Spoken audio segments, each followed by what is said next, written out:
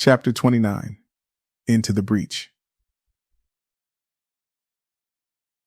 The safe house was filled with an eerie silence, broken only by the faint hum of Samira's laptop and the occasional creak of the old building.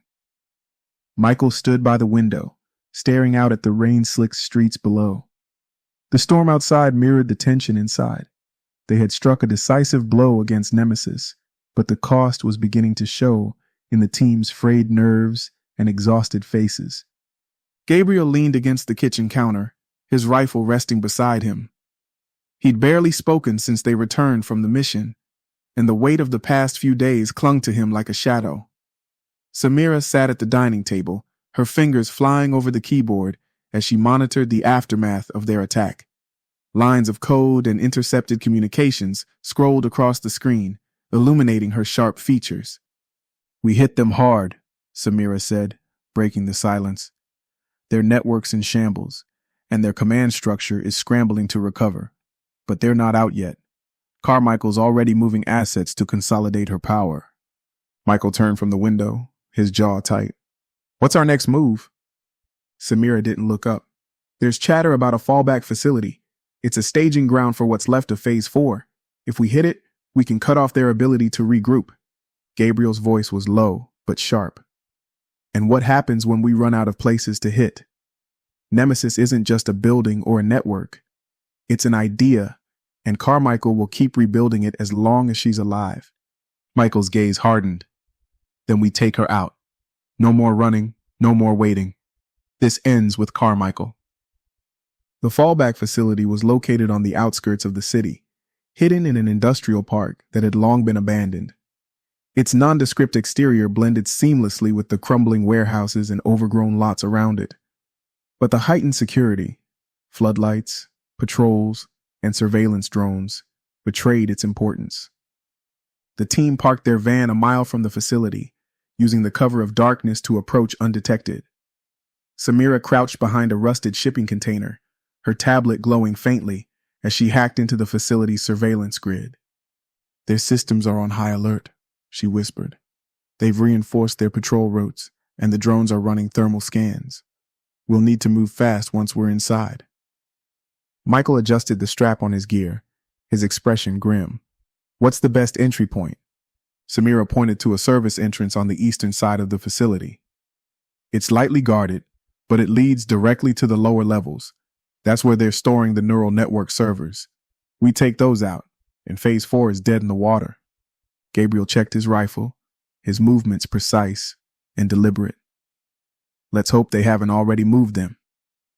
The infiltration was swift and silent. The team slipped past the patrols, their movements synchronized and deliberate. Gabriel took point, neutralizing a guard with a swift strike before signaling the others to follow. Samira stayed close to Michael, her focus split between her tablet and their surroundings. The service entrance opened into a narrow hallway, its stark fluorescent lights casting long shadows. Samira pulled up the facility's layout, her voice low and steady. "The server room is 2 levels down. The elevators are locked, but there's a maintenance shaft we can use." Michael nodded. "Lead the way." They reached the maintenance shaft without incident, but the sound of distant footsteps sent a jolt of tension through the group. Gabriel motioned for silence, his rifle trained on the hallway as Samira pried open the shaft's access panel. One by one, they descended into the lower levels, the confined space amplifying the sound of their breathing. The server room was a stark, sterile space filled with rows of humming machines. The air was cool and thick with the faint smell of ozone. Samira moved to the primary terminal, connecting her tablet and beginning the process of disabling the servers. "This will take 5 minutes," she said, her voice tense. "You two need to hold them off." Michael and Gabriel positioned themselves near the entrance, their weapons at the ready. The first wave of guards arrived within moments, their shouts echoing down the hallway. The brothers worked in tandem, their movements fluid and precise as they repelled the attackers. "How's it coming?" Michael called over his shoulder, reloading his weapon. 80%, Samira replied, her focus unbroken. "Just a little longer." Gabriel tossed a grenade down the hallway, the explosion shaking the floor and forcing the guards to retreat. He turned to Michael, a faint smirk on his face. You know, for once, I'd love a mission where we're not outnumbered. Michael's lips twitched into a brief smile. Where's the fun in that? The terminal let out a soft chime, and Samira's voice rang out. Done. The servers are offline. Let's move. The team's retreat was a blur of motion and chaos. Alarms blared as more guards swarmed the lower levels, their footsteps pounding against the metal floors. Michael tossed a smoke grenade, the thick plume covering their escape, as they sprinted back toward the service entrance. They emerged into the cool night air, their breaths heavy and their faces streaked with sweat and grime. The van roared to life as Samira floored the accelerator, the facility disappearing into the distance behind them. Back at the safe house, the team regrouped around Samira's laptop. The data she had pulled from the servers glowed on the screen, a labyrinth of encrypted files and scattered directives.